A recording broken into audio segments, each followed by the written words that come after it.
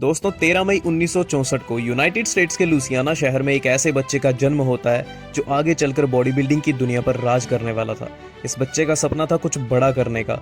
जैसे जैसे ये बच्चा बड़ा होता गया वैसे वैसे इसको सक्सेस तो मिली, लेकिन बहुत सारी इंजरीज का भी सामना करना पड़ा। एक तरफ बॉडी बिल्डिंग की दुनिया में इन्होंने अपना नाम बनाना शुरू कर दिया था, तो दूसरी तरफ इनकी इंजरीज थी जो रुकने का नाम ही नहीं ले रही थी। इन्होंने बॉडी बिल्डिंग के जरिए अपना नाम तो काफी बना लिया, लेकिन आज उन्हीं इंजरीज की वजह से ये ठीक से चल भी नहीं पाते। आखिर कौन सी गलतियां थी जो इन्होंने अपनी लाइफ में की और कौन सी इंजरीज हैं जो इनको आज ठीक से चलने भी नहीं दे रही, हर एक चीज को मैं इस वीडियो में डिटेल में बताने वाला हूं ताकि आपके साथ ऐसा कुछ भी ना हो। दोस्तों जब भी हम बॉडी बिल्डिंग की बात करते हैं तो उसमें रॉनी कोलमन का नाम ना हो ऐसा हो ही नहीं सकता। आज लाखों लोगों की इंस्पिरेशन है रॉनी कोलमन ने अपनी लाइफ में कंटिन्यूसली 8 मिस्टर ओलंपिया के टाइटल जीते। 1998 से लेकर 2005 तक बॉडी बिल्डिंग के साथ साथ रॉनी कोलमन पावर लिफ्टिंग भी किया करते थे। रॉनी को स्टार्टिंग से ही हैवी वर्कआउट करने का, हैवी पावर लिफ्टिंग करने का शौक था। रॉनी ने अपनी लाइफ में ऐसे ऐसे हैवी वेट उठा के दिखा दिए थे जो कि बाकी बॉडी बिल्डर्स के लिए काफी शॉकिंग था।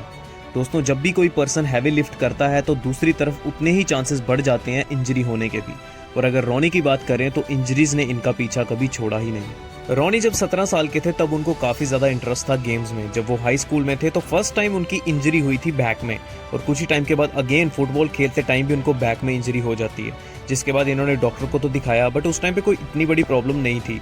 प्रॉब्लम तो तब होती है जब 1996 में रॉनी अपनी लाइफ के पीक पॉइंट की तरफ बढ़ रहे थे। इन्हीं दिनों जिम में काफी हैवी वर्कआउट का सेशन लगा रहे थे, बट अनफॉर्चुनेटली उस दिन स्क्वाट्स के दौरान इनकी जो डिस्क होती है स्पाइन की, वो डिसलोकेट हो जाती है। दोस्तों सबसे पहले समझ लेते हैं कि ये स्पाइनल डिस्क होती क्या है और डिसलोकेट क्यों हो जाती है। दोस्तों हमारी जो स्पाइनल कॉर्ड होती है, रीढ़ की हड्डी जिसे हम बोलते हैं, इसका मेन काम होता है हमारी बॉडी को हर मूवमेंट में सपोर्ट करना। अगर आप स्पाइनल कॉर्ड के स्ट्रक्चर को ध्यान से देखोगे तो वो छोटी छोटी बोन से बनी होती है जिसको हम वर्टिब्रास भी बोलते हैं, और इन्हीं वर्टिब्रास के बीच एक रबरी टाइप की डिस्क होती है जो हमारी स्पाइन को एक कुशन प्रोवाइड करती है। इस स्पाइनल डिस्क में एक जेली लाइक सेंटर होता है जिसे हम न्यूक्लियस बोलते हैं, और ये न्यूक्लियस भी एक केस के अंदर बंद होता है जिसे हम एन्युलस कहते हैं। किसी भी रीजन से अगर ये एन्युलस जो कि न्यूक्लियस को कवर करता है, अगर इसमें टेयर हो जाए, कोई क्रैक आ जाए, तो हमारी डिस्क का न्यूक्लियस बाहर की तरफ आ जाता है। और सबसे बड़ी कॉम्प्लिकेशन ये होती है कि जब ये डिस्क बाहर की तरफ आ जाती है तो हमारी नर्व्स को कंप्रेस करती है। वो नर्व्स जो हमारे ब्रेन से होते हुए स्पाइन में जाती हैं, जिसके बाद ये नर्व्स पूरी बॉडी को कंट्रोल करती हैं। डिसलोकेटेड डिस्क को हम हर्निएटेड डिस्क भी कहते हैं, बल्जिंग आउट ऑफ डिस्क भी कहते हैं, या फिर आप स्लिप डिस्क भी बोल सकते हो। अब आप खुद सोचो, अगर नर्व्स ही कंप्रेस हो जाएंगी तो बॉडी फंक्शन ही कैसे करेगी, और ऐसा ही कुछ हुआ था रॉनी कोलमन के केस में।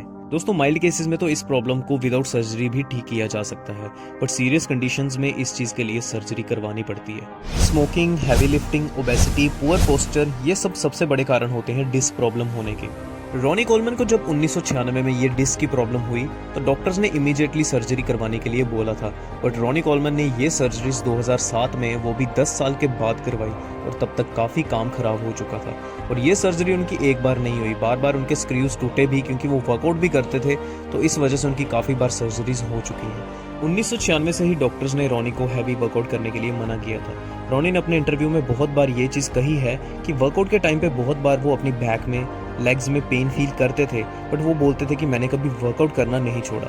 रॉनी कोलमन ने साथ में ये भी बताया कि वो अपनी लाइफ का मैक्सिमम पैसा अपनी सर्जरीज पर ही लगा चुके हैं। रॉनी कोलमन का एक पॉडकास्ट हुआ था 1 साल पहले जो रोगन के साथ, तब उन्होंने बताया था कि 13 सर्जरीज उनकी अभी तक हो चुकी हैं, जिसमें उनकी नेक, हिप्स और बैक इन्वॉल्व है। एक तरह से रॉनी आज की डेट में पैरालाइज्ड ही हैं due to all artificial sports. उनकी बॉडी में आज 14 स्क्रूज डले हैं, 2 केजेस हैं और 2 रॉड्स भी हैं। दोस्तों जब रॉनी कोलमन से पूछा गया कि वो अपनी लाइफ को किस तरह से देखते हैं या फिर कोई रिग्रेट फील तो नहीं करते, तो रॉनी कोलमन बोलते हैं कि आज तक मैंने जो अचीव किया वो मेरी सोच से भी काफ़ी ज़्यादा है।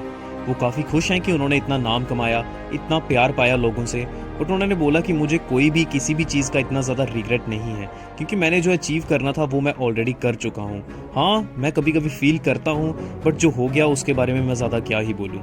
दोस्तों रॉनी कोलमन ने काफ़ी कुछ अचीव किया अपनी लाइफ में, बट एक टाइम ऐसा था जब रॉनी ने अपनी सारी लिमिट्स क्रॉस कर दी थी, जिस वजह से आज उनका ये हाल है।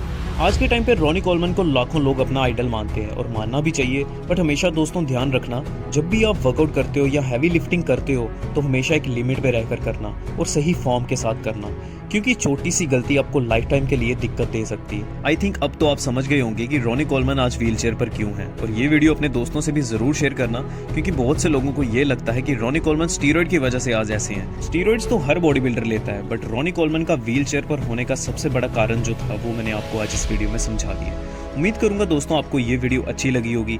अगर अच्छी लगी है तो लाइक कर देना और कमेंट कर देना, और अगर आप ऐसी और इंटरेस्टिंग वीडियोस देखना चाहते हो तो मेरे चैनल को भी सब्सक्राइब कर लेना। मिलूंगा आपको ऐसी और इंटरेस्टिंग वीडियो के साथ, तब तक के लिए अपना ध्यान रखिए। Stay fit, stay healthy, bye bye.